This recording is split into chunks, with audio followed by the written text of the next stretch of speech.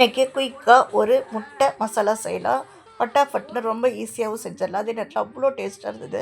இந்த முட்டை மசாலா கடாயில் 2 டேபிள் ஸ்பூன் ஆயில், 1/4 டீஸ்பூன் ஜீரகம், 1/4 டீஸ்பூன் சோம்பு சேர்த்துட்டு நல்லா படபடன்னு பொரிட்டு வெயிட் பண்ணலாம்.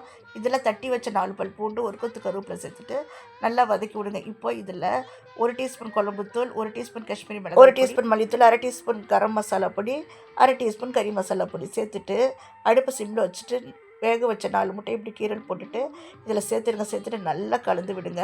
முட்டையை வேகக்குள்ளே நான் உப்பு சேர்த்துருக்கிறேன். அப்போ இன்னும் கொஞ்சம் இன்னொரு 1/4 டீஸ்பூன் உப்பு, 1/2 டீஸ்பூன் பெப்பர் பவுடர் சேர்த்துட்டு நல்லா கலந்து விட்டுட்டு ஆஃப் பண்ணிடலாம்.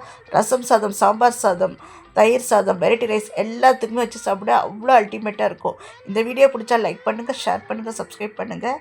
என்னோட முடிஞ்ச பெஸ்ட்டான குக்கிங்கை நான் கொடுத்துட்டேன். ப்ளீஸ் உங்களுக்கு இந்த வீடியோ பிடிச்சிருந்தா ப்ளீஸ் என்னுடைய வீடியோவுக்கு சப்போர்ட் பண்ணி லைக் பண்ணி ஷேர் பண்ணி சப்ஸ்கிரைப் பண்ணுங்கள். நன்றி.